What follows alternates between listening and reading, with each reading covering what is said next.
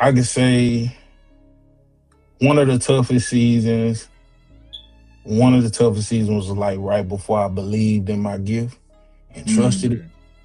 And it was like when I was like, it was like right before right before I turned 30, bro. I was working at UPS. You know what I'm saying? Just doing my life thing, bro. And Yep.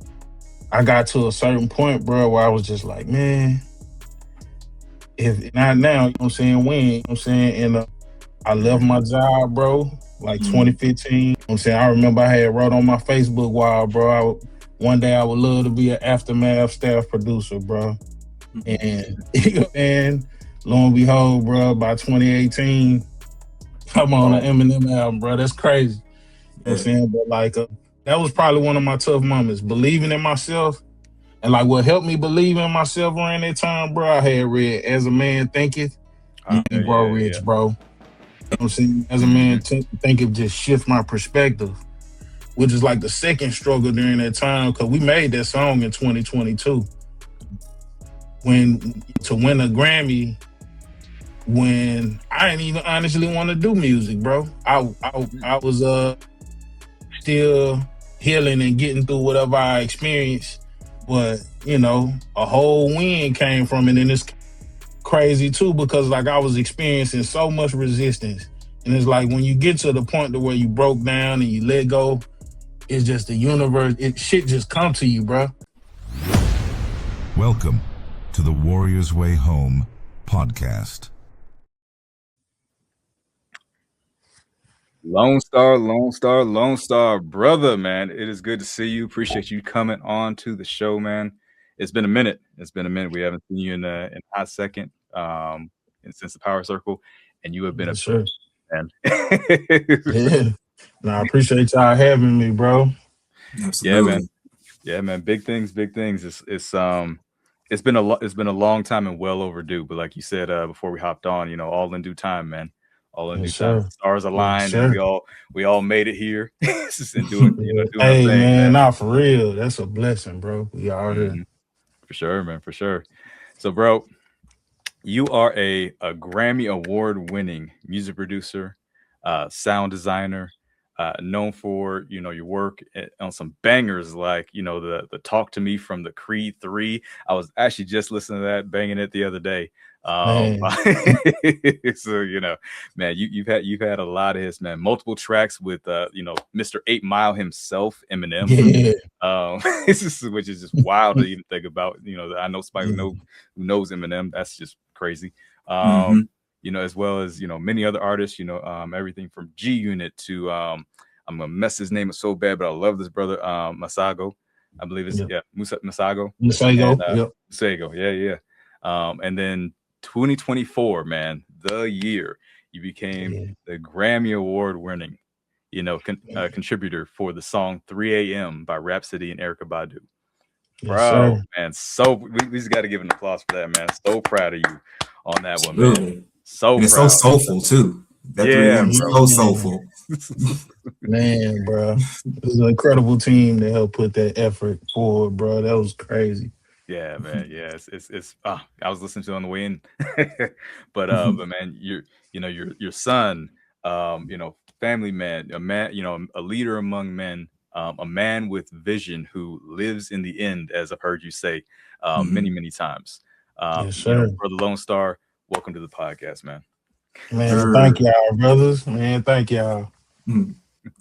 He's one of our more musically inclined warrior brothers. You know what I mean? Yes, everybody has their niche, their pocket, their lane, but man, it's just like being able to watch you from those times where we were in the circle and just kind of just the chop sessions that we had on into this, man. It's like nobody gets to kind of see that all facets of a man kind of thing, and to be able to see what you do with such a grace and honor, bro, it's amazing. You know what I mean? And even without the Grammy, it's like just being able to know that I know somebody who's pushing ahead, like you say, like stay in motion. That's needed. Every man needs to make sure that they're staying in motion, but they need men who can help them stay in motion. You've definitely helped us do that. Yes, indeed. Likewise, brother. Likewise, man. Yeah, good stuff. So I wanted to ask as far as the 3 a.m. album that or the song that you had with Rhapsody and Eryka Badu. Sorry, my future ex-wife, Eryka Badu. Oh my God. See, we're not even gonna start that shit. We had a whole conversation about this, Lone Star. Man. A whole conversation. It's like, Eryka Badu, I love you, but I never want to meet you. I never want to. I need a backstage pass. I'll be careful. Bro, you know what's crazy, bro? We stay in the same city, bro. I've yet to meet this woman, bro. Yeah, bro. Bro, got a song with it, everything. I've yet to meet this woman, bro, and I'm scared if I do, bro. See, I am not scared. I am not the only one. She's amazing, and bro. People said the same thing about Prince. There's something about them that would just like you. Hella aura, bro. Hella aura, bro. Like, I don't know about me meeting you. I don't know about that one. Yeah, that's funny, man. Yeah, man. That record went on to win that best melodic rap performance of 2025 in the Grammys. Sure. What moment validated, or I'm sorry, what did that moment validate for you personally as a producer? I mean, you've been doing it for so long. Like getting to that moment, what did that mean for you internally?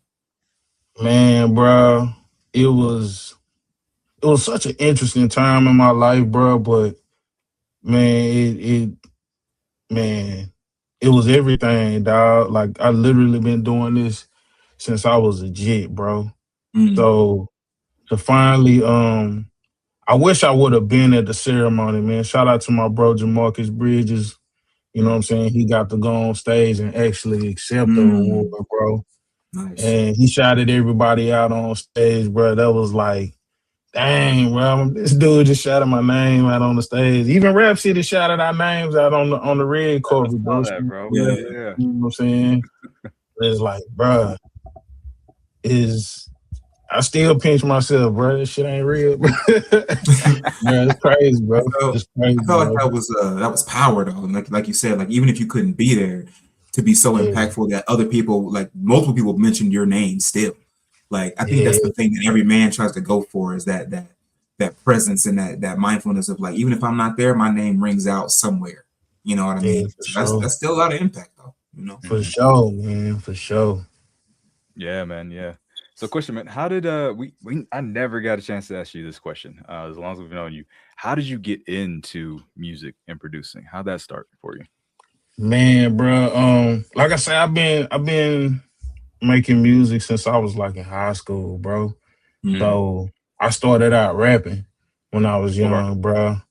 And you know what I'm saying? It's kind of crazy, bro, because I ain't had no stage fright up until a certain point, you know what I'm saying? But after a while, I just had stage fright probably when I turned like 19, bro. I was like 19. I was like, right. Yeah, bro.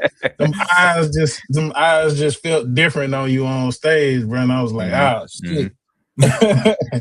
And then when I turned 20, bro, that's when I delved into production, bro. So I mean, shoot, that was about 06. So at this point, I'm about 20 years in producing music, you know what I'm saying? So that was the origin. That was like the origins there, starting in, as an artist and then transitioning into music production. And I can honestly say, bro, whole time, bro, even when I was an artist, I really was developing my ear low key on some producer stuff, bro, because I can remember just listening to like, all the joints in the past, whether it was Bone Thugs or G Unit or AT Aliens, you know what I'm saying? Like, I was just enamored by or just amazed by what producers like Organized Noise did, and Dr. Dre, of course. And I was gonna say that Dr. Dre instrumental, bro. You mentioned. Bro.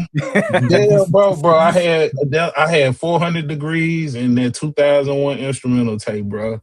That 2001 instrumental tape, bro. And I used to just listen to them, bro. And the whole time it was like, dang, I'm low key developing my ear.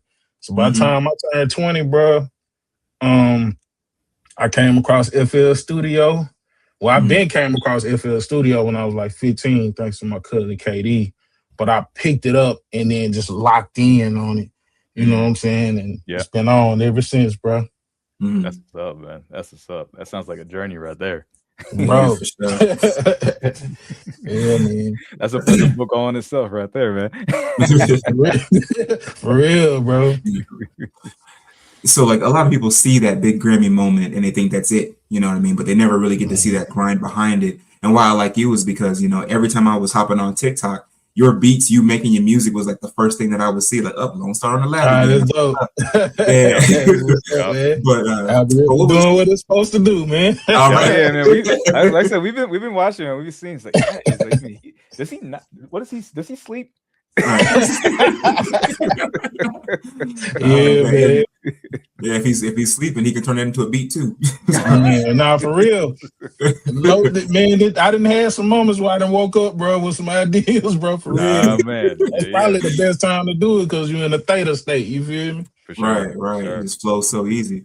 But what was that hardest? What was one of the hardest seasons that you had to go through and to kind of survive before people started recognizing your talent? You know, back when you were legit and when you were younger, and like, what was any like really hard times around there that kind of kept you, you know, in the game? Man, I had quite a few, bro. I could say one of the toughest seasons. One of the toughest seasons was like right before I believed in my gift and trusted it. And it was like when I was like, you know, it was like right before I turned 30, bro. I was working at UPS, you know what I'm saying? Just doing my life thing, bro. And I got to a certain point, bro, where I was just like, man, if not now, you know what I'm saying, when, you know what I'm saying? And I left my job, bro, like 2015. It's crazy because it was like right around the time To Pimp a Butterfly had dropped. And then I had also saw the Straight Outta Compton movie. Okay. And that was like one of the things that like inspired me too, bro, just watching their story. You know what I'm saying? I remember I had wrote on my Facebook wall, bro, one day I would love to be an Aftermath staff producer, bro. And you know what I'm saying? Lo and behold, bro, by 2018, I'm on an Eminem album, bro. That's crazy. You know what I'm saying? But like, that was probably one of my tough moments. Believing in myself. And like what helped me believe in myself around that time, bro, I had read As a Man Thinketh, Think He Grow Rich, bro. You know what I'm saying, man? As a Man Thinketh just shift my perspective. And also The Strangest Secret by Earl Nightingale, bro. I love that one, man. I love bro. That. I listen to that one this morning. Right, bro. A lot of times. Yeah, get you right, bro. When you listen to that, it's like, dang, what am I doing, bro? For real. You know what I'm saying? God mode after that, man. Yeah, that's crazy that you said that, because like right before I joined the Power Circle, I was just starting to get into like I was finding a little bit of Neville Garden, a little bit of Earl Nightingale, but that Strangest Secret was like I remember like where I was when I first heard that, and it was like, you know, a lot of men ain't gonna be able to do like this, won't fulfill their own dreams and stuff, and it's like, I gotta get going. Like, I gotta start that. I gotta start something. You know what I mean? Like, I would highly recommend that. We should do it. For sure, bro. Actually, we do. That deserves the whole episode right there. 100%. Breaking that down. Nah, for sure, bro. Yeah. Listen, especially guys, man. If you listen, let's put that on in the morning when you first wake up. Don't scroll on your phone. Don't hop on Instagram. Throw on that Earl Nightingale. Hop in the shower. Go brush your teeth. Whatever you're gonna do. You know, instead of sitting on the toilet scrolling, just put it on the side and listen to them. Bro, man. By the time that 15 minutes is up, and you hop in the car, go do whatever you're about to go do, you will feel like you were gonna go conquer the world. Thanks, bro. And nobody can stop you except for you. And I did the challenge, bro. I listened to it 30 days straight. Talk about a fire lit up under your ass, bro. For real. Put you in that mode. Write that down. We're doing an episode on that one. Yeah. Oh, for sure. I got you. Yeah, man. Thank you for that. I don't know what. Yeah, no doubt, bro. You already know what time it is, bro. That's that circle talk for real, though. But yeah, bro. It's time to expand on it, bro. For sure, man. So when you're producing, man, I love being able to talk to somebody in a completely different industry that I have no parts of, because I love picking their brain on stuff. when you're producing for an artist, how do you figure out like what their real sound is instead of just, you know, giving them a you know, a dope beat or, you know, a beat that sounds good? You know, how do you, because I've noticed with you, you are much more meticulous than just, I'm just gonna make some beats and you try and figure it out type of situation. It's like you put way more into it, from what I've seen on my end of things. So how do you Yeah. figure that out? No, for sure, man. Getting in there and, you know, establishing a rapport with the artist, bro, like, or establishing a relationship with the artist, bro. Kind of understanding where they're at personally in their life. Like, prime example, bro, you know what I'm saying, watching my mentor, executive producer, and shout out to Symbolic One, that's my mentor, bro. Highly decorated producer, man. Produced Power for Kanye. Murder the Excellence for Jay and Kanye, bro. Like, you know what I'm saying? He took me under his wing and really he helped my career get to where it's at, bro, to be honest. You know what I'm saying? But watching him executive produce Rhapsody's last album, bro, it was a crazy experience, bro, because she came in and her whole approach was just different from what I've experienced. She had like a mood board, and on this mood board, she had like photos from Pinterest. And on these photos from Pinterest, bro, she had like these photos kind of like express like what she was feeling too. And then she would ask us a question about, when you look at this picture, what does this picture sound like? And I was like, damn, you know what I'm saying? You know, you look at it, made my brain. bro. Yeah, bro. You know what I'm saying? It's crazy because it was a meme that she had where it said, what is the 3 a.m. version of you? You feel me? And that's, you know what I'm saying? That's, you know, that image is what sparked 3 a.m., bro. So just having those moments where you get to build with artists, bro, and you had these conversations with them, and you know what I'm saying, get to dive deep into their personal experience. That's how sometimes the sound get developed. You know what I'm saying? But a lot of the times we are just in the room throwing paint where it ain't. And then you send them a wild card, and then they be like, this is my sound for my project. I want my, you know what I'm saying? Sometimes it start like that. But sometimes it start from the conversations too, bro. Oh man, yeah, being able to pull like that, man. Having a whole move, I would never even thought what does that sound like? Yeah, it's crazy, bro. What a question. And you see people like Drake. Drake had like, you know, at most times, you know, I have a whiteboard, bro, where I write my goals down, and you know what I'm saying? Yeah, and some of the artists have like whiteboards where they had their songs mapped out. I know Kanye used to have like images too. Like he'll before he'll start an album, he'll like do the album cover. And then, you know, he'll tell the artists or the producers that's working on the album, you know, when you look at this image, we're making music that feels like whatever this image looks like. You know what I'm saying? It's a dope approach, bro. Wow. Yeah, that sounds like holistic. You know, it's like, it's like what's all the emotions or feelings or sounds or that I want this song to make. You know what I'm saying? Because you're producing a feeling more than an actual beat or a sound or a song. You know what I mean? It's like when you're in a breakup, you know what your playlist is. When you go into the gym, you know what that playlist is. You're cultivating a whole feeling like that. 100%. And the crazy part about it, bro, I was experiencing a breakup, bro. It's kind of crazy how a lot of my songs align, bro. Because a lot of my songs kind of like detail some of my life experiences, bro. It's crazy how like the energy is like when they hear the beat, bro. It's like, damn, you pulled that from that, and it's crazy because it's kind of like what I was experiencing at the time. So like that energy do transfer, bro. It does transfer, bro. So it's crazy how you know, she made a love song out of really a heartbreak experience. You know what I mean? And crazy part about it, which is the second which is like the second struggle during that time, because we made that song in 2022. Okay. When you know, to win a Grammy, when I didn't even honestly want to do music, bro. I was still healing and getting through whatever I experienced. But, you know, a whole win came from it. And it's kind of crazy too, because like I was experiencing so much resistance. And it's like when you get to the point to where you broke down and you let go, it's just the universe, shit just come to you, bro. And that's that, you know what I'm saying? That was all God, bro. Like I ain't had I didn't work for that Grammy, bro. That was God, bro.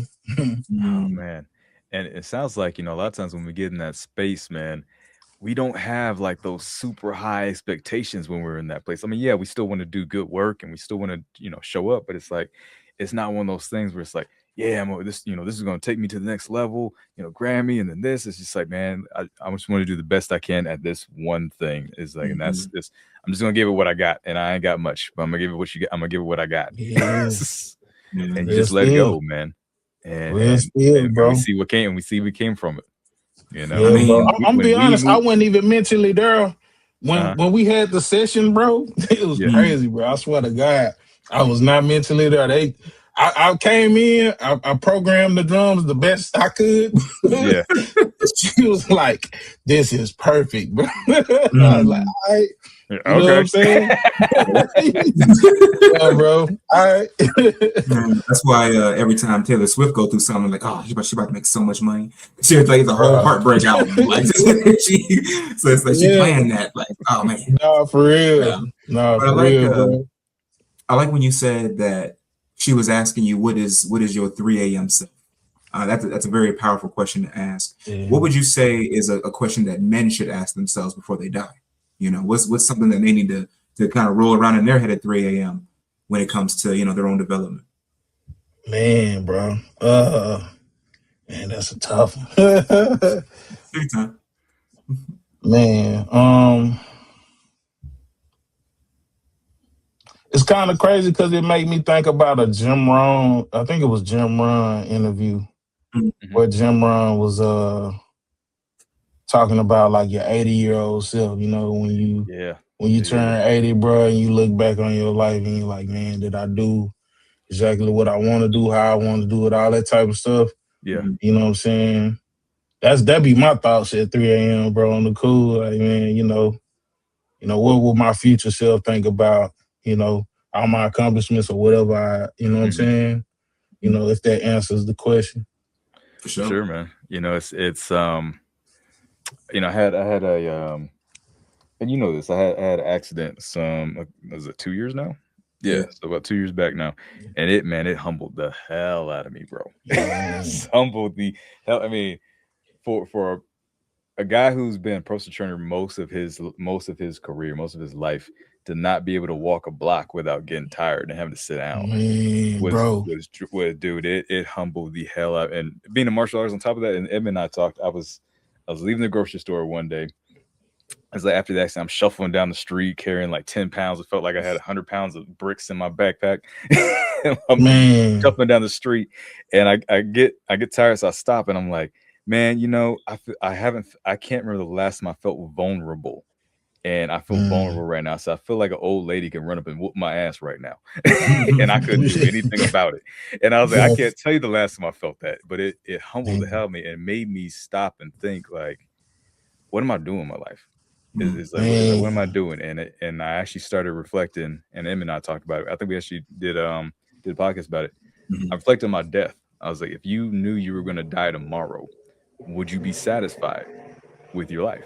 Would you be satisfied with what you accomplished, who you are? Would you be satisfied? And I was like, fuck no.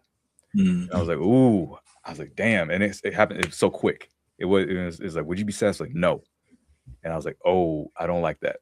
I was like, okay, what would you regret on your deathbed? You at the last 5 minutes of your life, you know, that you could almost see that last breath coming to you. What would you be thinking about? What would you be regretting since you're not satisfied? What would you regret? And bro, it's like that just blew my mind. I was like, I've been focused on the wrong shit. for a long time. Man, bro. Yeah, most of us are. You know, most of us don't. I think we're so wrapped up in what other people think, we don't give ourselves the space to think about our own lives. You know what I mean? Like, Lone Star saying that he was leaving UPS and was like, "Nah, I got this. Is if it ain't now, it's never." Kind of thing. And some people cross that line several times, where they're like, right, but they get up to that line where it's like, "I'm gonna jump off the porch. And I'm gonna do this thing," and then they ready for it and they just never do. You know what I'm saying? And that never do. Even if you have multiple chances at different things, it's the one that meant the most to you or the one that was super impactful to you. If you don't move on that, it's like it doesn't matter what you do after that. You know what I'm saying? Certain moments are that what you call that plot twist moment in your story. It was a trip, man. And like I said, he and I had a long conversation about it because I was like, bro, I said I realized that all the business stuff, all the work stuff, all the professional stuff is like, that's all great, bro. I said, but the first thing that came to my mind with the regret thing was nobody is going to remember my name when I'm gone. I said, if I died today, 6 months from now, I would no longer exist. I said, my name will die with my mom. I said, that shit is not okay with me. That's just, you'll be the last one to remember me. I said, no kids, no wife to leave behind, to leave that all the knowledge and books and all the stuff we talk about. Is like all this stuff I've gained is like would die with me. It's like, how can I be okay with that? It's like, so going after the success and business and everything like that. But if I don't have something that I'm leaving behind me better than me, I would feel like I failed. And when I realized that, I was like, I've been focused on the wrong shit. I've been chasing success the whole time and putting this on the back burner. And this is what this is my prize. This is the thing this is what I'm chasing the success for. It's like, so I'm working backwards. And it just opened my eyes, man. It's like you said, having those moments where it's like, what the fuck am I doing? Man. It's wild, bro. It's wild, and it will shake you to your core. Yeah, bro. But we need it though. You feel me? Yeah. It's needed, bro. It's needed, man. Yeah, man. Oh man. Yeah. All right. I needed a breath for a second there. Yeah, man. So and we kind of talked about it. You mentioned that there was a moment where you wanted to give up. You didn't really want to do music anymore. What kept you going in that moment? It's like, because you could have easily said, like even with the Rhapsody opportunity and everything like that, where you could have been like, nah, I'm good. It's like, nah, just I'm not in a place to do this. I'm cool, and been like, I'm gonna focus on me or whatever it would have been. A lot of people would have been like, I can't do it. I can't show up right now. Is that what kept you going in that moment for you? Friends, bro. My homies, you know what I'm saying? My community, you know what I'm saying? I definitely had some solid partners that drugged me across the finish line. You feel me? You know what I'm saying? Like I say, my mentor, man, my dog Sir Tim, my dog Miggy, you know what I'm saying? Them guys like, you know what I'm saying, Jamarcus, bro. All them brothers, you know what I'm saying? Everybody, bro, they drugged me across the finish line, bro. Yeah. It's kind of crazy, bro, because it was like I said, bro, it's like, all right, I jumped off the porch and left UPS, you know what I'm saying, just to chase this dream. And I ain't care about shit else, bro. But then I got to a point where it's like, damn, bro, I'm almost 40, you know what I'm saying? And, I got some great accolades, bro, but at the same time, like, I got some personal things where I was like, I'm not where I want to be. So I was trying to pivot for real, bro. Yeah. You know what I'm saying? I was trying to pivot for real, bro. But sometimes, bro, your gift is bigger than, you know what I'm saying, what shit look like in the moment, bro. So, shout out to the homies that drove me across the finish line, bro. And we all need them, bro. That's why brotherhood we talk about so much and so heavy. It's so important. I mean, hell, how many times have we had a conversation? We're supposed to have a business meeting. We're supposed to be doing, so you're meeting about the channel and about the business and everything like that, and it turns into like a full blown therapy session, bro. Yeah, for real. It's like 2 hours. It's like I was like, all right, it's been 2 hours now. We've been talking about this. Now we actually got to do some work, right? Bro. It's like, and it usually starts with like, man, you good? Yeah, I'm cool. Bullshit. For real, man. Me 2 weeks ago, and I people. I'll be honest, man. I often feel like Travis is dragging me across the finish line because it's just so much that goes on with your regular work and with you're trying to grow a business, and then you got family, and it's just like, bro, you'll have one of those moments where you want to lie, but your body can't. And he's like, nah, let's talk about it. Let's unwrap it. You know what I mean? And it helps. It definitely helps because by the time that conversation is over and then the work is over after I take a nap, then it's like, all right, let's go. Let's get it. Let's get back into it. You know what I mean? Yeah, man. Yeah. And then sitting in the waiting room, bro, until your spark come back. Like, bro, my spark literally just came back this year. That's why I'm active like this right now, bro. My spark literally came back this year, bro. That's good. It's crazy. That's a long waiting period, but like, bro. Yeah. Well, it's kind of like priming, man. I wouldn't even say it's waiting. So you're in that prime period, like you got to prime that pump for get that spark to hit. So you just been priming. That's all it is. Just been priming. Man. That's man. Speaking about the music industry, bro, it's like I haven't worked in the music industry, but I've worked in the nightclub industry a little bit for a while, and there's some similarities there. I know because it can get wild in the music industry, and you security, you run into a lot of rappers and everything like that, bro. The life they live is not a normal type of life for the most part. It's like they be on some of them be on some other stuff, and some of the stuff you see behind the scenes, like the stuff people see on video, is one thing. The stuff you see, what he's doing behind that curtain though, that you don't see, that's some other stuff that we can't talk about here on the internet right now. Some of it be their entourage, bro. Sometimes it don't even be them. It be the people that's surrounded by them. It's wild. 100%. So moving and working in the music industry, with how do you stay grounded? How do you stay disciplined? When there's it's so full of all these vices, women, alcohol, drugs, all these different, and all the other things.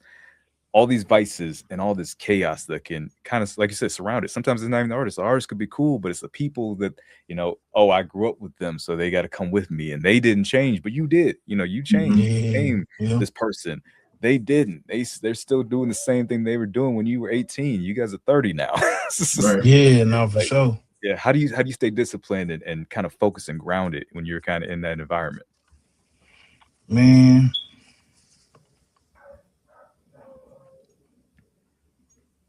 You got to remember this.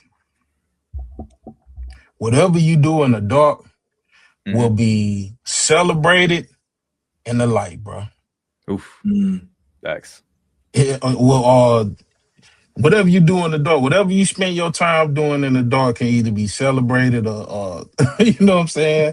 Otherwise. Yeah. You know what I'm saying? Put on IG. Yeah. You know what I'm saying? You know what I'm saying, bro? So a lot of that time I be spending in the dark, bro. I'm in the shed, bro. And I'm and that's how I stay grounded, bro. You know what I mean? I stay grounded by staying locked in, bro, and holding on to the habits, you know what I'm saying, that I built to help get me there.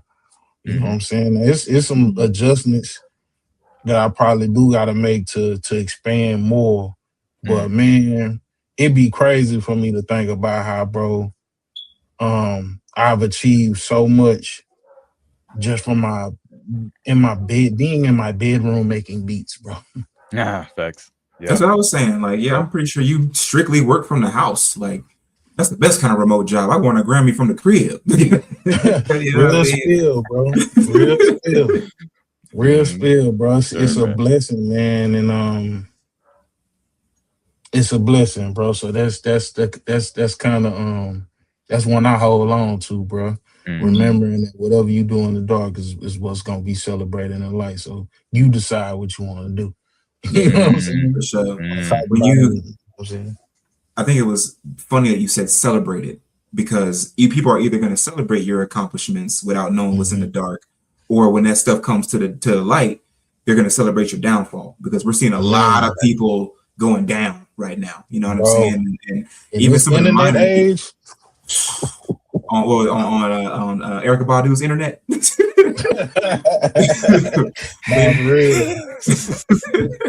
They're not people are like, oh, we knew this and all this and all these files that are coming out. It's like Cat Williams, the Cat Cat Williams, Williams. just the Cat Williams interview, bro. Just that broke for sure. it's like broke things open. It's like, I know a lot of people are pissed at him. It's like, why didn't you just shut up? Why you guys no, man, bro. But like, but you kind of spoke on your habits. What are some of those habits, if you don't mind sharing, that kind of keep you on path? Because I know everybody does lots of kind of things. Everybody's always recommending different regimens and all that kind of stuff. But what works for you? What keeps you grounded? Man, bro, studying things that I'm into, bro. Like, like I said, bro, listening to stuff like self-development stuff, bro. Just always, trying to become better as a person, you know what I mean? So of course, just reading a lot of books or listening to a lot of books, you know what I'm saying?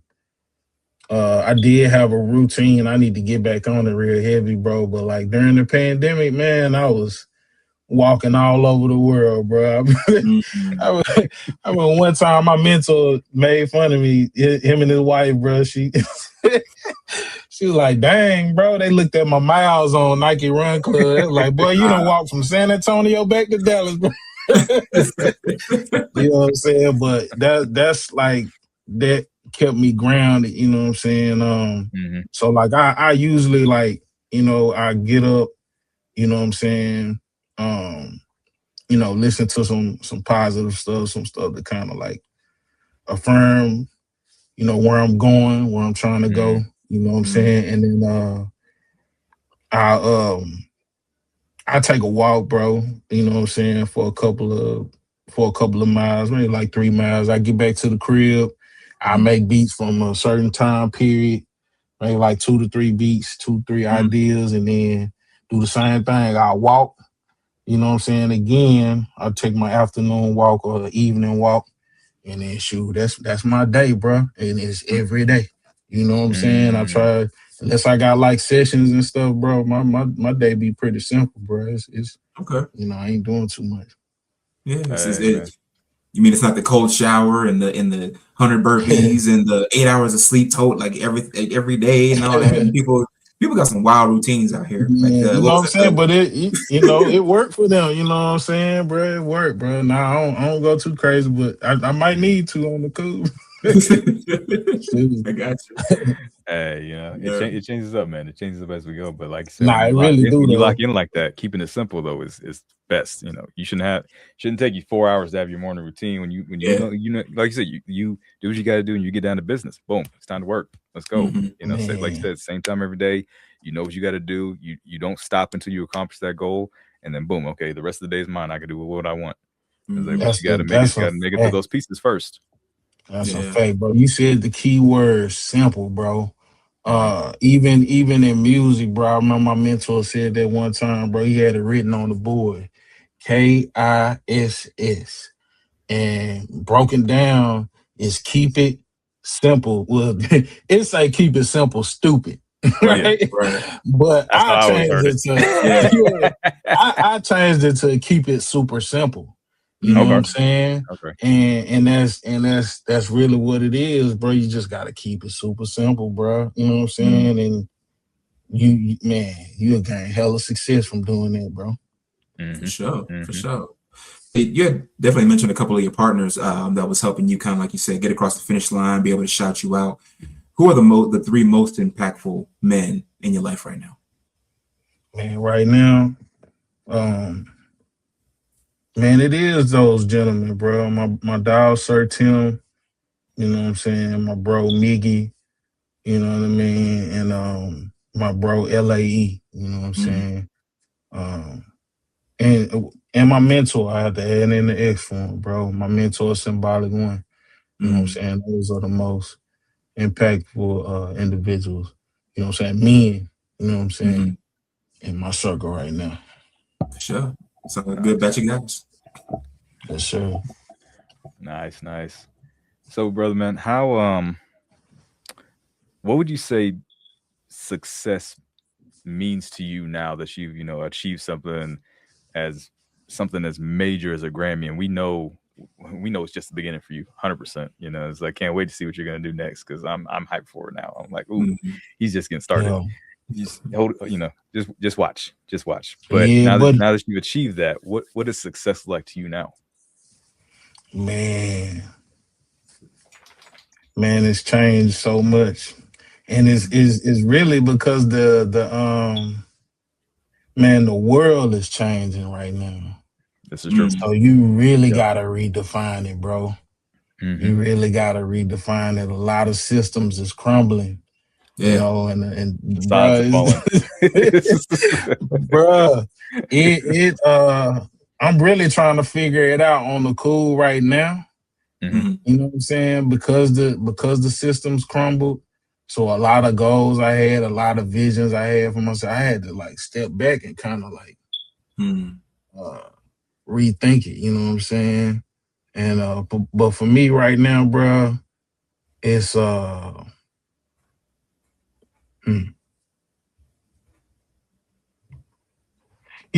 it's kind of funny, bro, because it's like I feel like I'm in the same place I was in 2015, bro.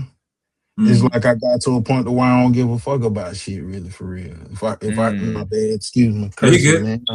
Okay, we don't curse at all on this channel, not at all. Right.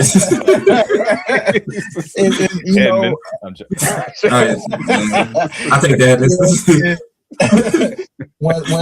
when I decided to leave UPS, bro, I really didn't give a damn about nothing other than just this what I wanted. This is what I want to do. You know what I mean? And I was up for the journey. And it's like, all right, man, I had to strip myself of wanting to be at a certain place, wanting to be financially this place. You know what I'm saying? It's like, when I look at my mentor, bro, he holla decorated, bro. You go in his house, bro, he got plaques galore, bro, and Grammys galore, bro. And it's like his drive is different because he inspired by just waking up and being creative, bro. Getting out those ideas before our time is up. And I think that's really what it is. But I just want to get out as many ideas I can get before the time is up. And that's success for me, being able to get up and do that, right now. Sure. Yeah, to be able to lean into it like that, bro, it's just and now you get to see what's possible. I think a lot of people hold on to that success too. Once they reach a certain point, they hold on to that so damn tight, bro. It's like, it's like, oh, this is the trophy. They're squeezing in, bury me with this. It's like, but like you said, man, those people who can like achieve that thing and be like, man, okay, I know this is possible now. Cool. I appreciate this. I value it. What's next? It's like, now I know what I'm capable of. Now I know what's more. I had a mentor when I was running the boot camp, and you would not have known that this lady was as well off as she was. It's like, and I give her so much credit. She was the most humble lady I've met.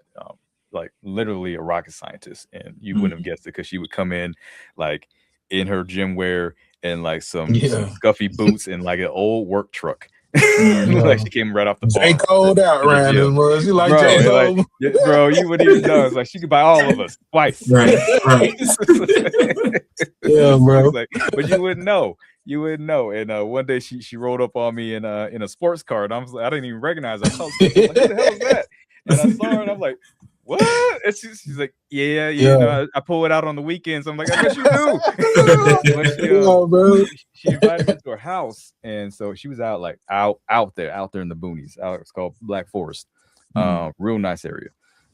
Invited me out there. House real humble, nothing huge or anything like that. Real cozy, real nice, real inviting. And she was like, she's like, come on back with me. I want to show you, my where I train my horses, because she trains horses. Bro, she made it sound like it was a stable. She said, let me show you out to the stable. It was a fucking arena. Man, what? On her land that she had. she took me out there, and you walk into it. It's like a little stable where she has the horses, and then you walk out, and it is a stadium. It looks like as big as a soccer field stadium could be in there. I mean, you could have 10 horses roaming all at the same time, and none of them would touch each other. Wow. Crowds of people all along the side. I mean, like a legit rodeo type stadium. And I was like, she's like, I was like, you built it? She's like, yeah, I built this so I can train my horses and everything like that, teach some classes. And I was like, and bro, I'm walking in this room, I'm like, what the hell am I seeing right now? And she pulled me aside. She was like, I just wanted to show you what's possible. She's like, I see what you're doing. I see you in your journey. I just wanted to show you what's possible. She's like, I did this because I wanted to. Not because I had to, because I wanted to. It's a blessing, bro. And I was just like, bro, just blew my mind. And like I said, and she wasn't holding on to it. It wasn't one of those things where it was a trophy. She's like, nobody knew this about her. None of the other ladies who trained with her knew she had it like this or was doing these things. She invited you. I just wanted to show you what's possible because I know what you're trying to do. I see you grinding, and I just want you to know what's possible for you. And it just clicked with me. I was like, she appreciates this, but it's not her. She doesn't attach her value to this thing. Right. I was like, and that's what made her, in my mind, actually successful. Not the money, not the fact that she could build it, but she's like, she's not attached to this thing. You know, I was like, that's what it sounds like what you're talking about. It's like not having that appreciative of it, you know, loving it, but not being attached to it. You know, like we talk about the trappings of success and the Grammys and everything. Like these are amazing, but I'm not attached to this thing. I'm attached to, you know, that thing that comes out of me. And I get this as a result of what comes out of me. And it's great, but it's not gonna stop me from expanding more. 100%. Yeah. 100%, bro. And it's dope, bro, because when people do that, when people see you and they see themselves in you, and then they like show you, like, bro, that says a lot, bro. That says a lot. Like, dang, that's how they see me. You know what I'm saying? That's dope as hell, bro.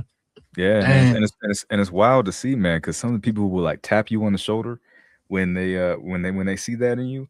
And a lot of people, I think, get in certain cultures, a lot of people will be like, because and it's funny, this is a tall blonde white lady. It's a stock trader, you know, now, and it's like you wouldn't think she'd be hanging out with some, you know, 20-something-year-old black kid, personal trainer. It's like, but like you said, she saw something, and it was just like having that. It made me like realize, like, okay, I need to keep pushing. I can keep going. Yeah, buddy. I can keep going. It's like if she sees something in me, I know it's possible. I don't want this necessarily, but I see what's possible now. And like Les Brown says, it's like you just need to know what's possible. It's like if somebody else can do it, bro, you can do it. If somebody else can achieve something that big, you can achieve what you want to do. You know, if somebody can win a Grammy, bro, it's like, yeah, you can make an album. If somebody can be, you know, this sell this many records, it's like, bro, you can start. You get to see it's possible for you. That's all you need to know is that it's possible. So on that note, kind of a two-part question. Do you currently mentor anybody kind of like on the come up like that, like how you were and like how Travis was and how I was at some point? And if not, what would you go back and tell your 18-year-old self? Man, you know what's crazy? 10 years ago, it was this kid, bro. I worked with his cousin at UPS. You know what I'm saying?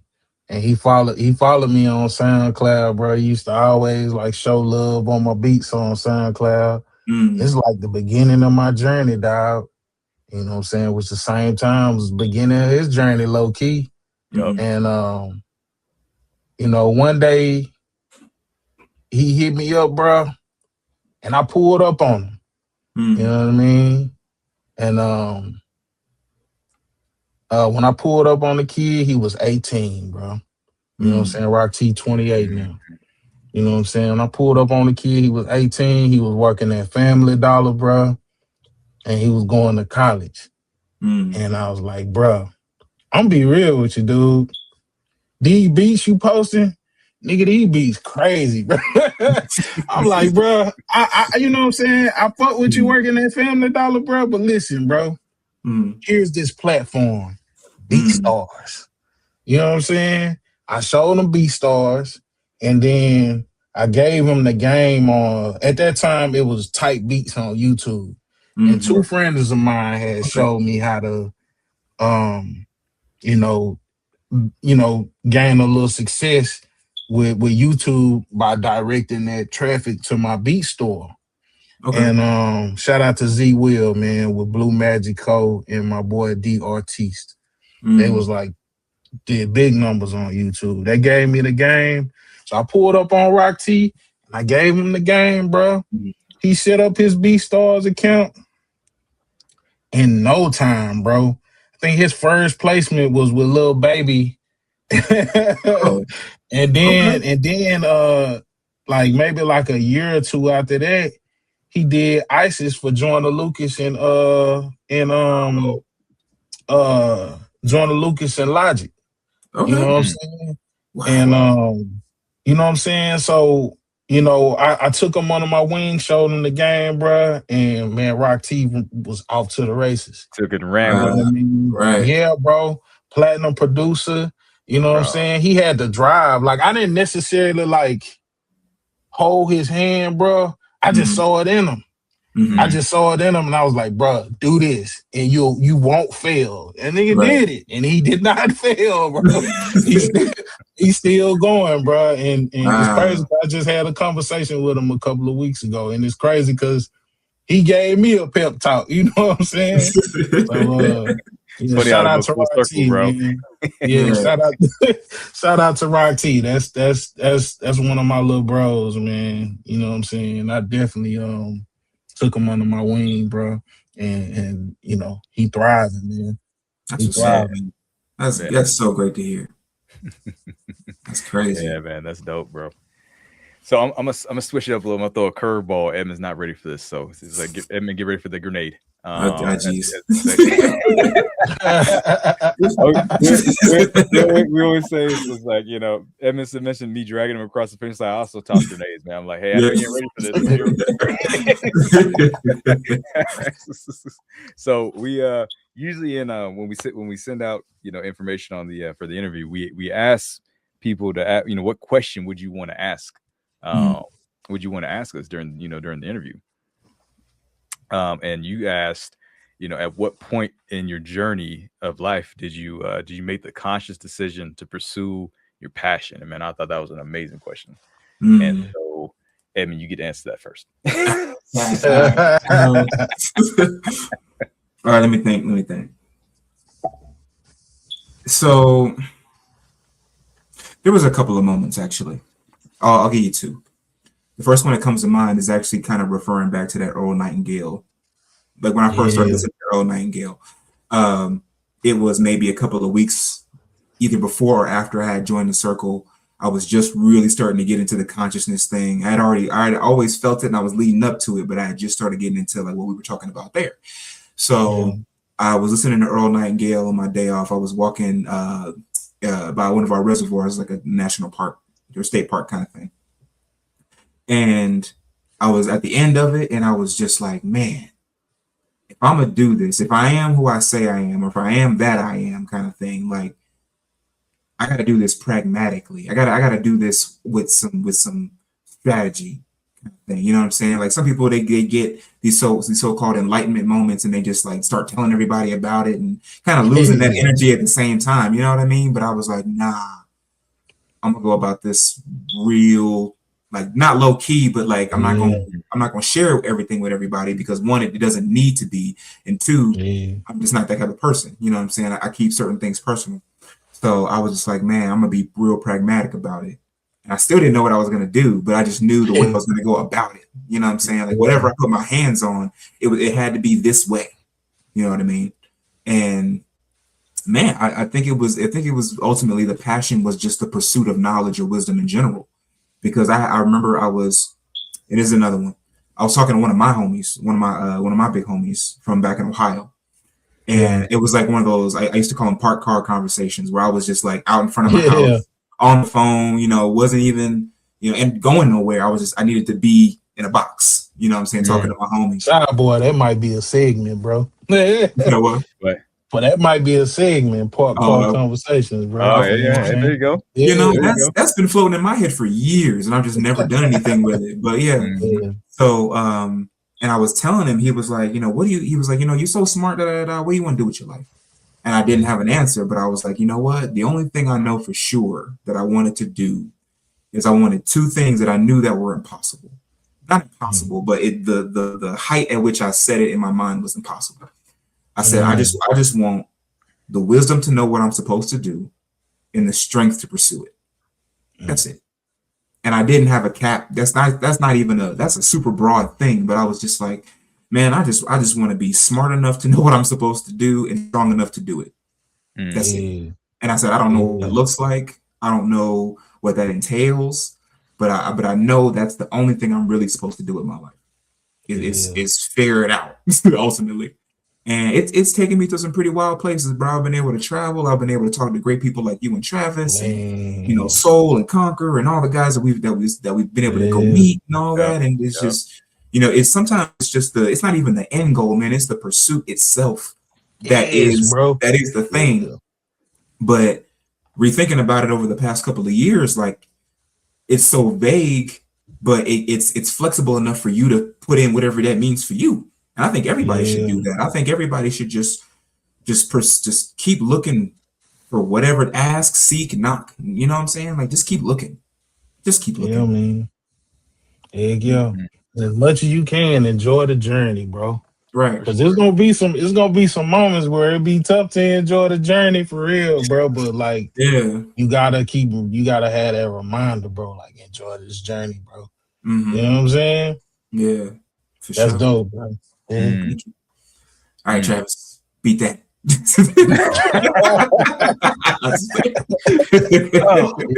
what we're doing, huh? All right, hold on. Do this. No, man. So I was in a box, but a different kind of box.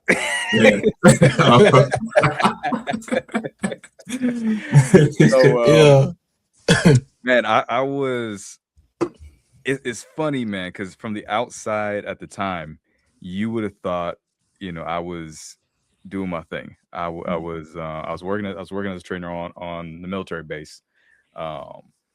Clients and everything like that. I was, always with clients, always working, everything like this. So from the outside, you're like, man, this dude, he's doing good. He's always, full of clients, everything like that. He's always laughing and smiling and joking. Bro, I was dying on the inside. Absolutely dying on the inside, and just had this fake mask on the whole time, just trying to make it through. And started going through a real dark space, and actually ended up getting into therapy because of it.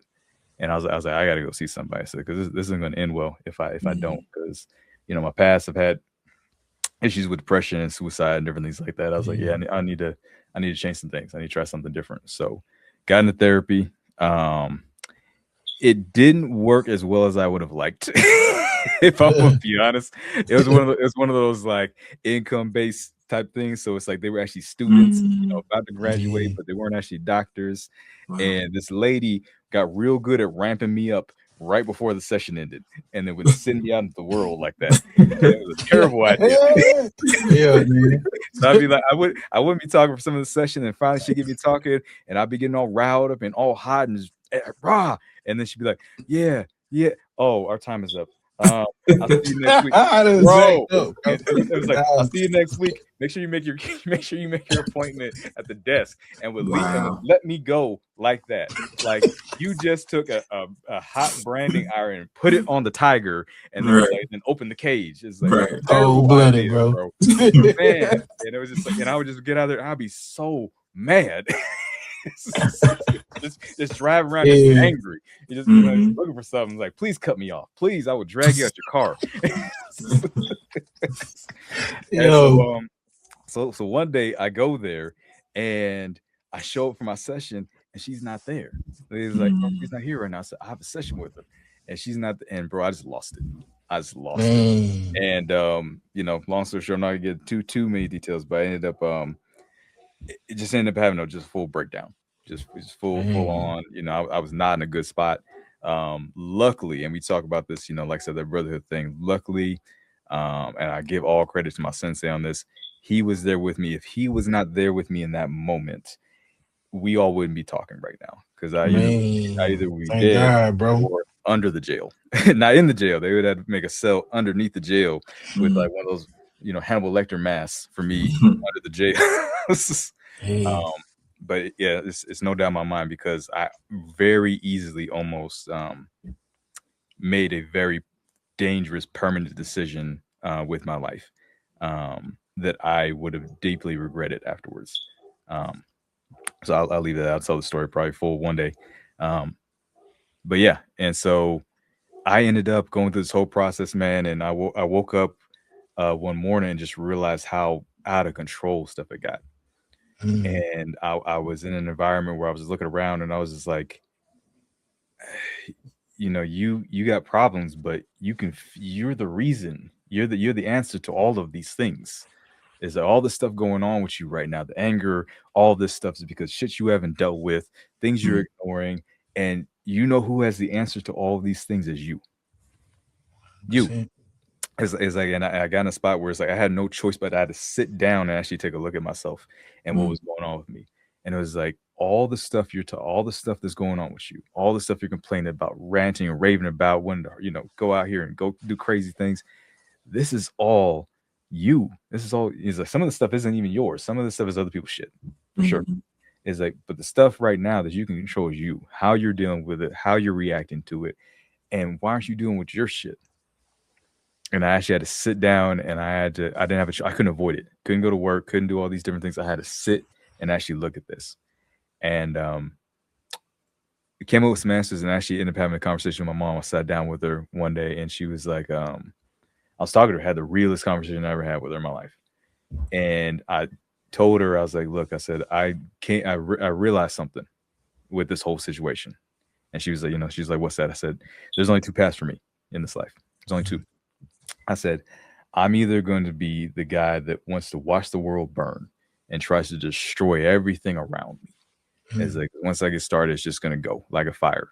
It's like, I'm either going to be that guy, or I'm going to be the guy that makes this world a better place because I was here. That leaves this place, that lights up the darkness for people going through the same shit that I've gone through, the same thing that I'm going through right now in this moment.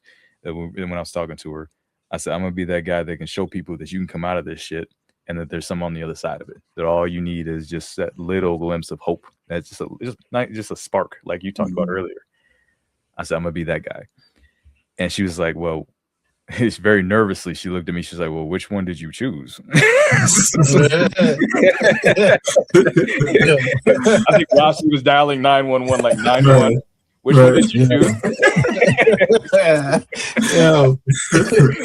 Find out next time on Dragon Ball Z. Yeah, I know, right? Interview over. I'll see you guys next week.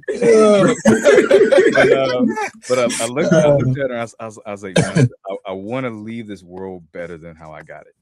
I said, I don't want, especially kids, especially like young men, to go through the shit that I went through. I said, I feel like you don't have hope.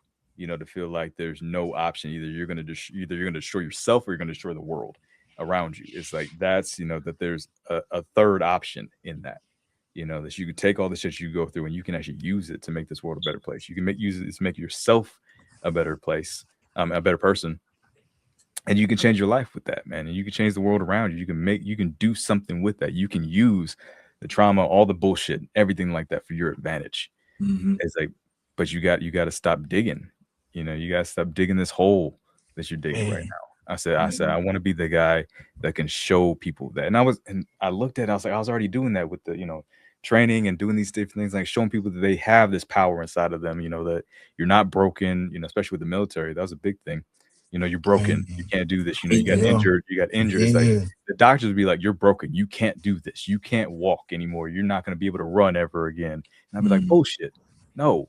And take clients, and, you know, months later they're running around the track. Months later they're walking with no pain. You know, they're doing shit that, you know, putting 20-year-olds to shame and stuff like that. To see people do that and go from feeling powerless to empowered was just, I realized it's like I've already been doing this thing. I said, but I've been Yeah. so focused on my bullshit that I can't see that I'm actually already doing good in this world. Is I just need to do more of that. Is like that's what I'm here to do. That is like all this shit, and Eminem and I've talked about this. My biggest realization was realizing I'm built for this. It's like the reason I went through the shit I went through, the reason I've had all the experiences I've had is because I'm built for this. There's other people who went through the same shit that I went through who didn't make it, who chose, you know, the option, who chose to take themselves out, who chose to go crazy and actually pull that guy out of the car while I was driving down the street. You know, there's guys who actually made that decision. It's like I'm here because I'm built for this moment, and I'm here to do something with it. And there's people who've gone through way worse than me, 100%. It's like, but I'm built for this. It's like, and that's why I'm here. And for me, that was my moment when I was like, okay, whatever I do from this point on, it has to involve that piece. It's like whether it be training or the, you know, podcast Warriors with home or whatever I do in my, you know, other businesses and different things like that, it has to involve this. It's like, it's not about the money, it's not about the success, it's not about all the other bullshit. It's about being able to show people that light. It's like to be able to, like Bob Marley says, light up that darkness. It's like that's what I'm here to do. Yeah, that beats mine. 100%, bro. I was gonna say, you really want to challenge me, bro? Man, no, man, because for me, bro, you blessed, bro. You blessed, bro. Yeah, I'm blessed to have him. Wild ride, man. It's been a wild ride. Yeah, man. and it's just starting. That's the funny part. Indeed, bro. Yeah, man. So, man. Oh, you want to ask the last one? No, man. I wanted to ask one question before we hop into this last question, man. Sure. So I hear rumblings that you got some DJ in you, sir. Yeah, man. Yeah. Tell us about that, man. Tell us about that. I hear you're in the lab experimenting with that. Now I hear you got maybe a new Frankenstein on the way. Man, I'm gonna be real, bro. DJing was one of the things that helped me get my spark back too. You know what I mean?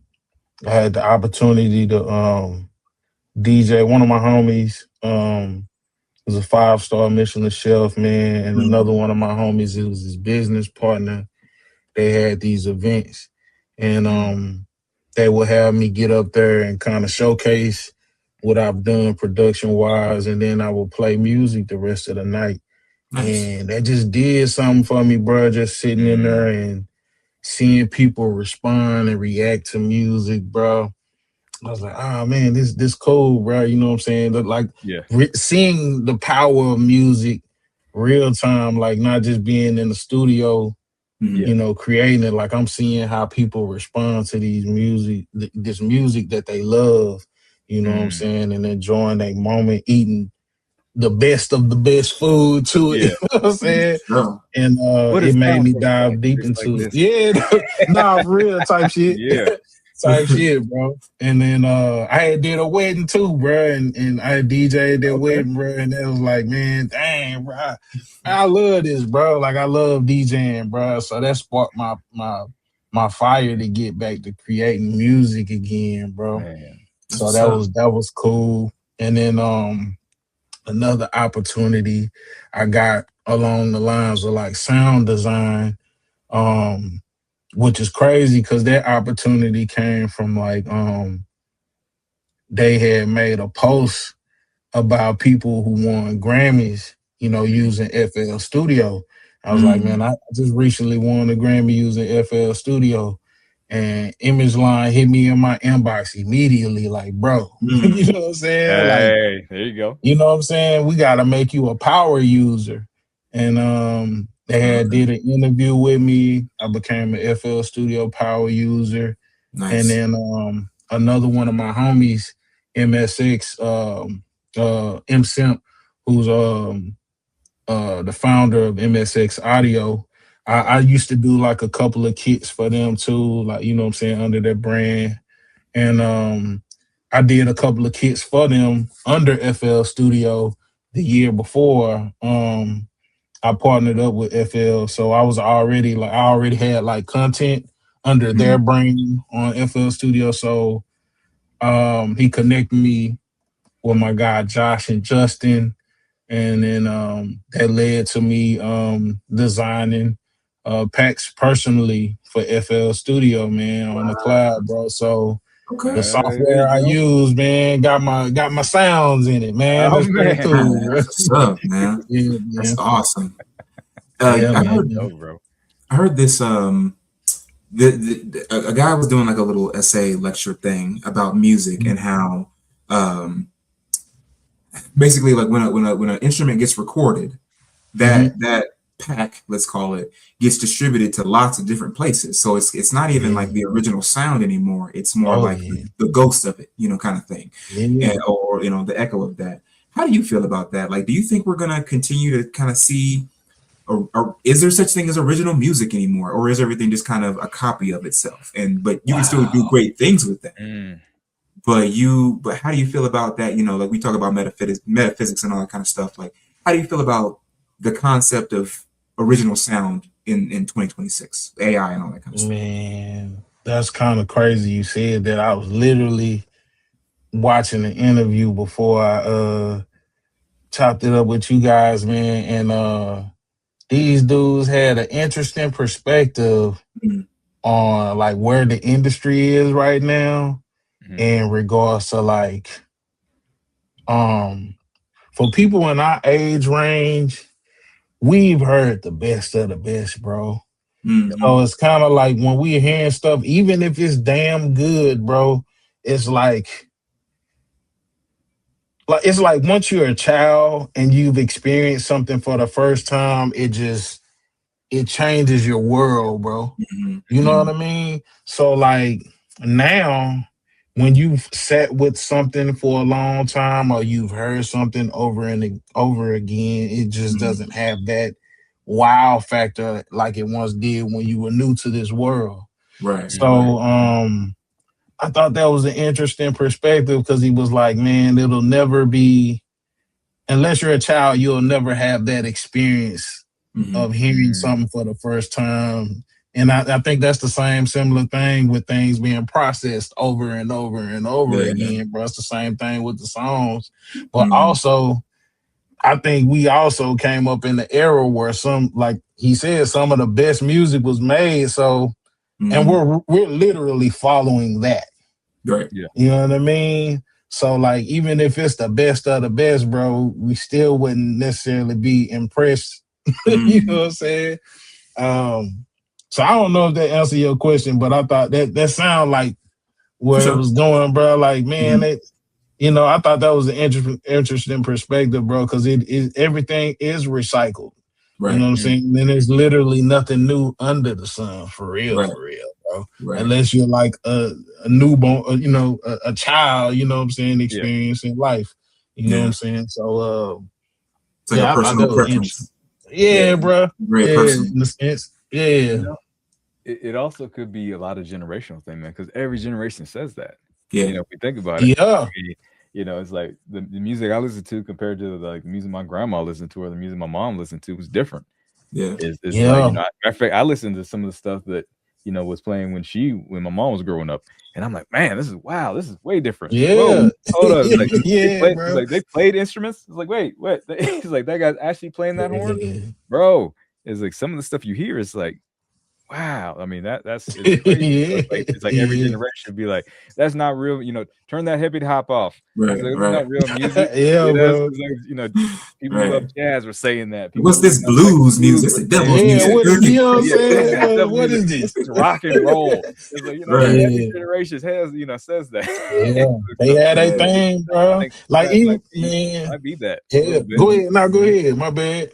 Yeah, no, I was just saying, some of that. So like I said, when I hear AI and stuff like that, music, I'm like, I recognize, I'm like, that sounds like this.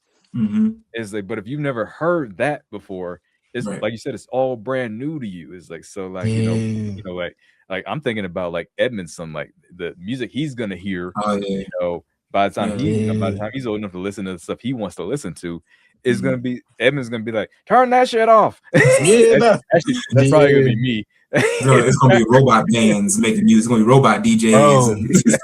it's getting crazy, man. Yeah. But like being in the industry too, like I had to tune my ear to look at shit fresh. You know what I'm saying? New sound. Like all right, so like I know a lot of people might not like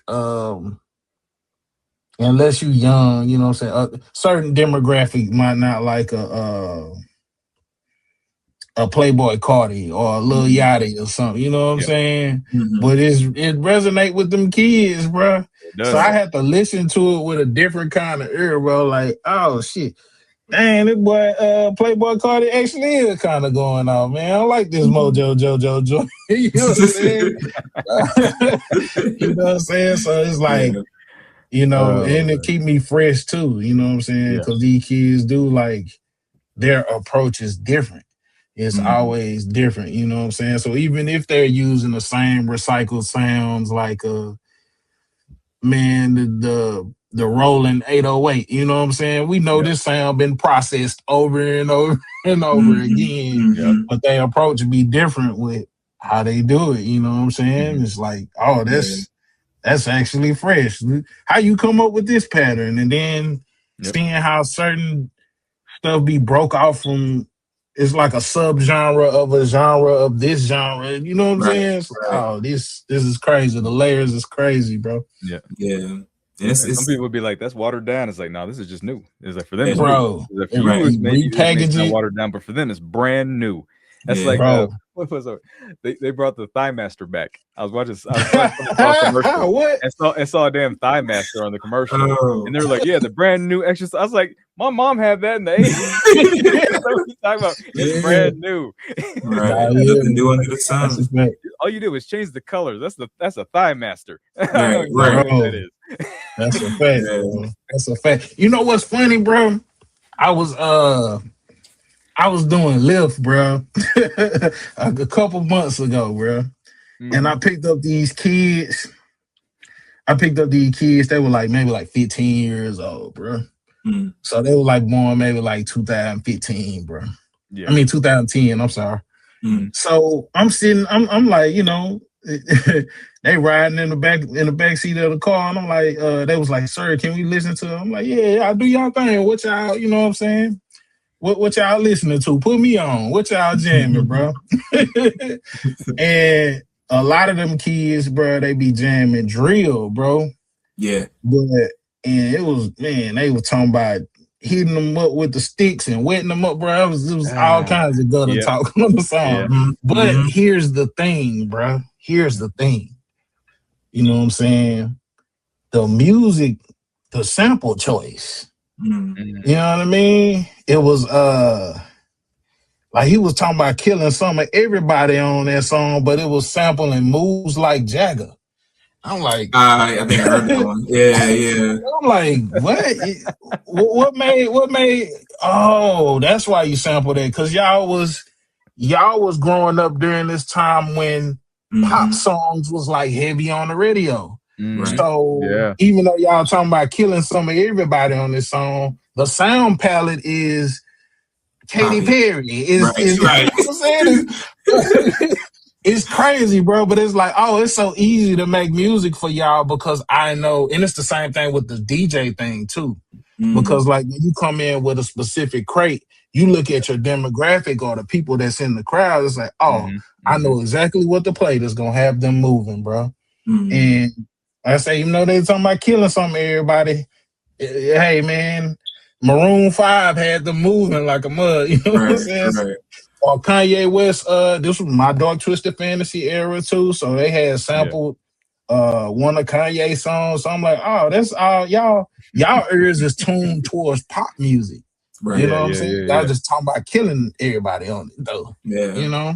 That was crazy to me, bro. That'd be like mixing Backstreet Boys with with Tupac. Hit him up. Bye. Right. Yeah. You know what I'm saying? That's really what it is. I'd be like, what the hell is this? I'd be like, you know what? All right. Yeah, bro. There's some really dope remixes out, but it's definitely taken like I don't know if you ever have seen the AI remixes of like certain songs where it was like a Tupac or whatever, but it's played like it's in the 60s, like the 60s swing dance or something. And I'm like, what? I heard I can't remember what song it was, but 50 Cent are my favorite ones. Those yeah. That was hilarious, bro. Man, hilarious, bro. But to go from like movies where our not movies, but songs where our parents were listening to like a 7-minute intro to a 5-minute song, maybe 14 minutes, and it was 7 minutes in before the song even really started. To like we could listen to like maybe a good 3-minute intro, like Bone Thugs and Harmony, you know, something like that. But these like I was listening to a Big X the Plug the other day. His songs are super short though, like 2 minutes max. Yep. So like but I think it also shows their attention span ain't there for like a 14-minute jam. You know what I'm saying? Like that kind of worries me a little bit, but I'm definitely seeing where it is a lot more poppy, like almost like a pumped up kicks the album kind of thing. You know, like if you're not listening, you'd be like, oh, this is dope. Wait, what? Who are we killing? Like you're not really catching on. But yeah, man, it's a lot. So much has changed in music, you know. Bro, it's changed a lot. And to be honest, it was, you know what's crazy, bro? Right when I was started, like 2018, like when I was getting my, you know what I'm saying, getting started, like doing industry work, bro. I noticed that too, like the songs being shorter, but it was because of commercialization, right? So like the shorter the song, the more spins it get. So that's why they like cut the time. Because even if you go back, like in the 90s, it was a couple of 1-minute songs. It was some short jams too, back in the G, bro. And I was like, man, oh, I see what they doing this for like the numbers, bro. But I think right now with the commercial side of the industry, like it's no more industry at this point. It's really just you got your personal IP in your community that you build. You know what I mean? Middleman, yeah. It is still labels around, but like it's gonna be totally different. You know what I'm saying? Yeah. I think it will get to a point to where people kind of like specific people will break those rules. You know what I'm saying? And so yeah, shout out to Big X too, man. Big X putting on for Dallas Hughes. And he from my neighborhood, man. So that's what's up. Okay, hopefully y'all can work together here soon. That'd be dope. Man, God willing, bro. You know what I'm saying? Cool. Oh man. All right, man. Well, to wrap this up, man, this has been a great conversation, bro. Yeah, man. We always end our conversations with one question, man. You know, you know what, you watched our content quite a bit. You know, you always hear us say at the end, you know, it's better to be a warrior in a garden than a garden in a war. You know, it's, you know, the biggest thing with that is it emphasizes, you know, that importance of being prepared. You know, which we touched about quite a few times on this. You know, it's like, hey man, even if it's that mental, because it's not just about, you know, the physical, but that mental, man, preparedness, like we talked about, is key, because life is going to throw you some curveballs, bro. You know, so being prepared and adaptable, staying strong and skilled and ready, you know, versus, you know, being vulnerable and unskilled, you know, not honing your craft, just, you know, like you said, always just kind of going out and just hoping things work out for you, instead of actually practicing and drilling and putting in that time, you know, spending that time in the waiting room, like you said, or like we said, priming yourself, you know. Expect things to just come to them nowadays sometimes just because they exist, and that's not how the world works. And just being unaware in your life and your experience, what to you does it mean to be a warrior in a garden?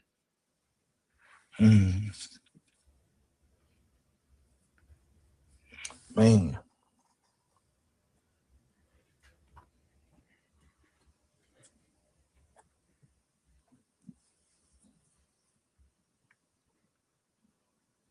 To persist. You know what I mean? Yeah.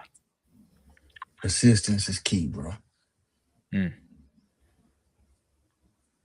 Stand in motion. Mic drop right there. D stand in motion indeed, bro. I like that. Oh man. And Like, it's what do you say? Keep it simple. keep it simple. I was like, yeah, that's the shortest one we ever got. two sentences, but I mean 2 words, but it is impactful because, like you said, staying in motion, keeping that endurance, because strength is not always the big flashy stuff that it's not the Grammy, it's not the black belt, it's not the 6-figure income. Those things are great, but it's that persistence. You have to just keep it going, because bro, all that just needs to be maintained. I think once you achieve something, it just has to be maintained while you go and get something else. Yeah. So for sure. Bro, this has been great, man. Man, I enjoyed it, bro. I really enjoyed this, bro. Appreciate you, man. Yeah, you're actually our first interview for 2026. Actually, I believe we've been in the lab just trying to build, trying to build our thing as well, and watching guys like you and Charles Chadwick, who, like I said, we'll have him on at some point, and just like watching our brothers grow at the same time, man. It's like, man, it's our first time kind of come up the air, Yeah. So for sure, we want to appreciate you. Any what's your links? What's your social media handle so everybody can come check out your music and just keep supporting you as well, man. Yes, indeed, man. All social media handles is at LonestarrMusik. LonestarrMusik. You can find me on any platform under that. You know what I mean? Whether it's YouTube, TikTok, Instagram, you know what I'm saying? X, if you're still on it, you know what I'm saying? For sure. For sure. And then they can get your packs where? Your sound packs? Oh, my packs are on my website. Thank you for reminding me, brother. My website is LonestarrMusik.com, LonestarrMusik.com. I also have beats available for licensing on there. Sound packs. I also have services, so like consulting, mixing, mastering, DJ. I think I put my DJ service on there too, man. So tap in, man. There you go. Yeah. And definitely tap in with it, man, because I actually went on your website a while back and she was checking out the beats, man. I was like, man, we might need to get some beats for the channel, bro. Man, tap in, bro. I got y'all, bro. I got y'all, man, for sure, man. Appreciate it. Shout out to brother Charles, man. I did a couple of beats for Charles on his reels, man. So nice. Yeah. Because man, I was listening to some of them, like, man, yeah. We need. Thank y'all, bro. 100%. Appreciate it, man. Well, it's been great, guys. Man, stay pushing, man. Stay pushing. Stay persist. Endure and persist. Yeah. Because at the end of the day, man, we're fighting our fight. Not all of us are gonna have the same story. You see, the 3 of us, we all met in one place. We all have vastly different stories, bro. Indeed, together and share these experiences and grow as men and grow as individuals, man. And just take this and move that goalpost forward for ourselves and the people who come behind us, man. That's the most important thing. To become those men who are dangerously capable in this world, whatever that means to you, whether it be, becoming the best in your industry, becoming the best version of yourself, taking yourself to that next level. Because at the end of the day, man, you're in this for yourself. You're fighting your fight, but you're not fighting it alone. Fighting it alone. Yeah, and you much rather be a warrior in the garden. In the garden of war. See you guys next time. Take it easy.